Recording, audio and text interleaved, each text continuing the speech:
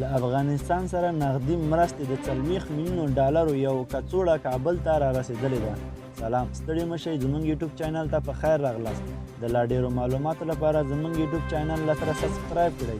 د افغانستان مرکزي بانک خبر ورکړی چې د بشري مرستو په دوام کې 40 میلیونه ډالر یوه بسته کابل ته را رسېدلې ده. د مرکزي بانک د اعلامیې پر بنسټ د مرستو دا بسته چې نن سه شنبې د زمري پر 11مه کابل ته راورسېدله، یو سوداګریز بانک ته سپارل شوې ده او د 2 ورځو وړاندې هم 40 میلیونه ډالر په ارزښت یو بسته د کابل یو سوداګریز بانک ته لیږل شوې وه. د یاد مرستو مجموعه چې په وروستیو څو میاشتو کې د افغانستان ته را رسېدلي دي 1 میلیارد و 33 میلیونه ډالر رسیږي.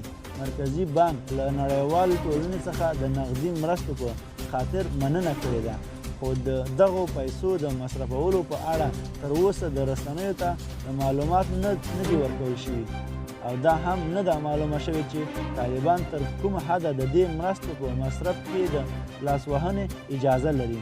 دا و زموږ د دې وخت خبرونه، تر بیا ښې چارې.